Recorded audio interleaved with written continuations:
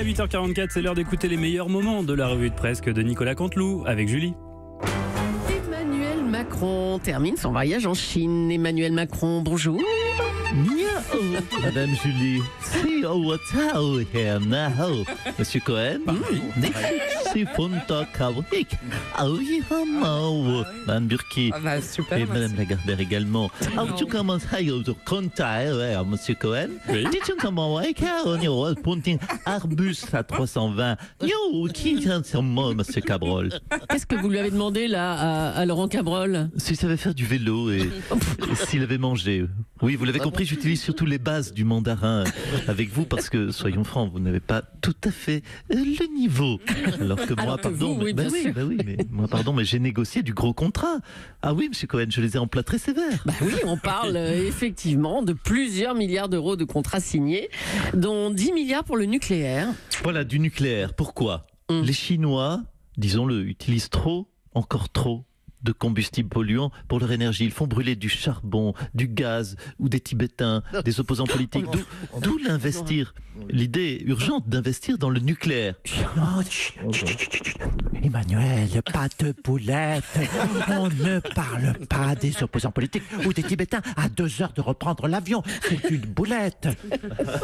Sacré Jean-Pierre. Ah, mon gros panda sans poil. C'est pas courageux, je dois vous dire.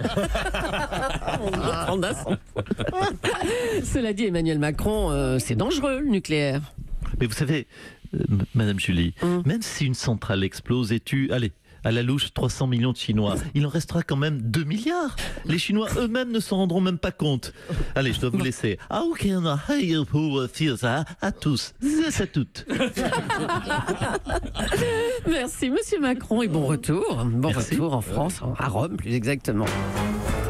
Un petit mot de l'ouverture du nouveau tribunal de Paris, lumineux, ultramoderne, surtout très grand, puisque le bâtiment mesure 160 mètres de haut. Nicolas Sarkozy, bonjour. Oui, merci de m'accueillir. Alors, on a un problème de voix, Mme Julie. Un peu, oui. Vous savez quoi, on dirait ma femme Carlita. On n'entend rien à quoi que vous dites. Oh, allez, bon, c'est... revenons Ça au vous sujet. énerve, hein, Bah oui. oui, j'y peux rien. Je suis donc une pull molle. Oui. Revenons au sujet. Il est beau, hein, ce nouveau tribunal parisien. Ah ben mieux que ça, vous savez que j'y suis déjà allé. Ah bon? Ah ben oui, mais comme tous les lundis. Oui, j'avais une nouvelle mise en examen, M. Cohen. Alors du coup, j'en ai profité pour passer voir Christiane, Jean-Louis et Sylvain. Mais c'est qui? Mais c'est mes juges d'instruction. Christiane, c'est Big Malion, Jean-Louis, c'est les écoutes, Sylvain, c'est la Libye, puis il y a Riton aussi pour Karachi. Lui, Riton, il est bien, il est au 9e étage avec terrasse, il a une vue inuite sur le Sacré-Cœur. Donc, ça vous convient, vous aimez bien ce lieu? Alors, oui et non. Ah. Moi, ce que j'aimais bien au 36, c'est qu'il y avait les vieilles machines au 36 et des enfants. Il y avait les vieilles machines à café à pièces.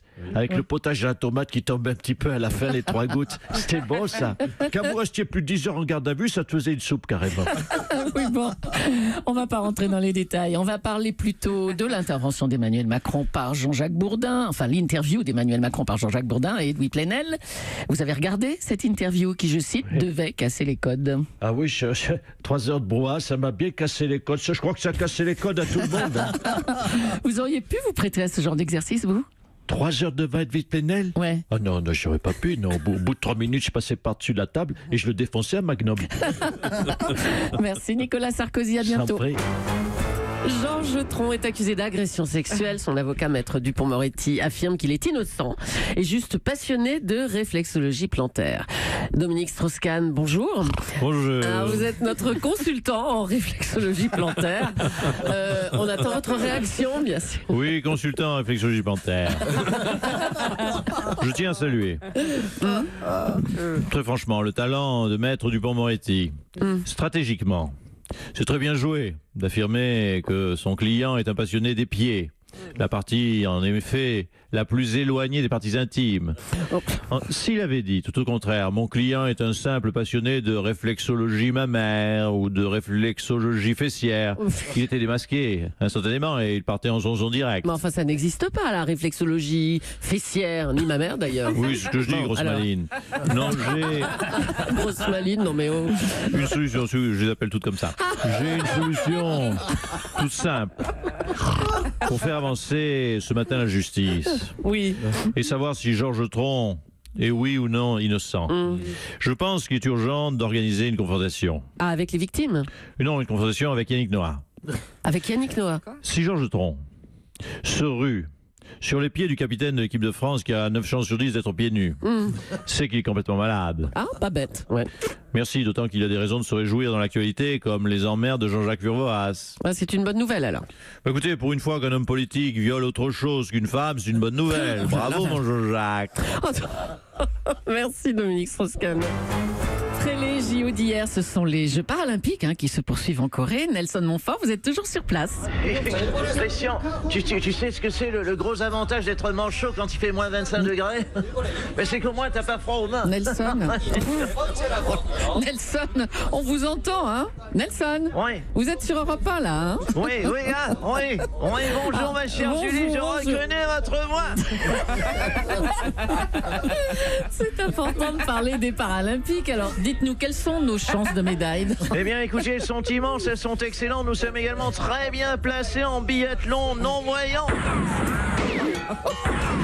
Excusez-moi, je crois que le tir à la carabine non-voyant, pas plus de 25 mètres démarre, je vais me mettre à l'abri parce qu'au mieux, c'est l'avalanche et au pire, une balle dans le luc. Donc je me sauve. Et n'oubliez pas, monsieur Cohen, ne pas parler des JO paralympiques, ça fait de nous les valides des non-voyants sourds-muets. À bon entendeur.